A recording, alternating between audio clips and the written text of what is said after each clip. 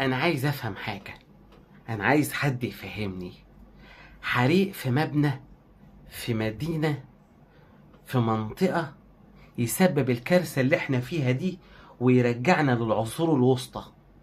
انا لا عارف اشتغل ولا عارف اخلص حاجة في مصلحة حكومية، ولا عارفين نعمل اي حاجة، ولا عارفين نستقبل فلوس ولا نبعت فلوس ولا نشتري اي حاجة. الدنيا وقفت، الدنيا وقفت. حريق في مبنى في رمسيس يتسبب في الكارثة اللي احنا فيها دي دلوقتي؟ مش فاهم، حد يفهمني يا جماعة. امال جمهورية جديدة ايه والعاصمة الإدارية؟ طب العاصمة الإدارية دي ما فيهاش مبنى ننقل الدنيا عليه ويكون متأمن؟ ده عم حمدي البقال، عم حمدي البقال عنده كشك بنشتري منه. عم حمدي البقال عامل نظام سيستم اطفاء للكشك، خايف على شوية المكرونة والشيبسي والحاجات بتاعته لا تولع ويضيع. حاطط فيها كل فلوسه. عشان كده مصمم نظام سيفتي، لو حصلت اي حاجه، لو ولع سيجاره في الكشك الاطفاء يتزربوح. مكان زي رمسيس ده، سنترال رمسيس العمومي، مفهوش سيستم اطفاء.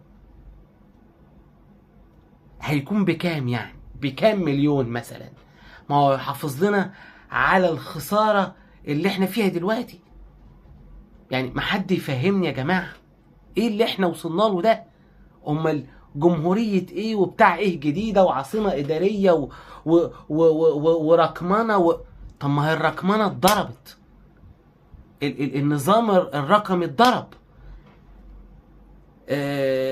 اي تي امهات، انستا باي، اتصالات، ابليكيشنات، الدنيا وقفت.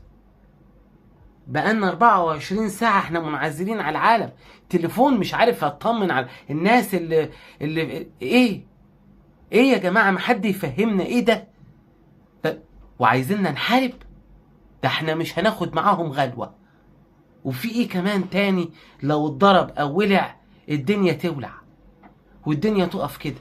يا اخي ده اللي بيحصل في القطاع واللي حصل في ايران واللي حصل هنا هوت، وعمالين يضربوا بعض صواريخ. عمرهم ما حاشوا في الفترة الزفت اللي احنا عايشين فيها دي.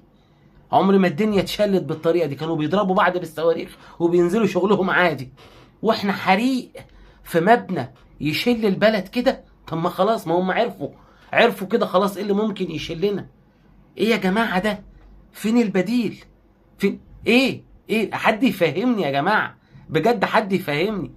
ايه الخسارة اللي بقت على الشركات دي كلها؟ الدنيا وقفت. يا جماعة حد يفهمني وانا اسمع. حد يفهمني يقول يا رمان النظام كذا كذا كذا كذا. طب البديل ايه بقى؟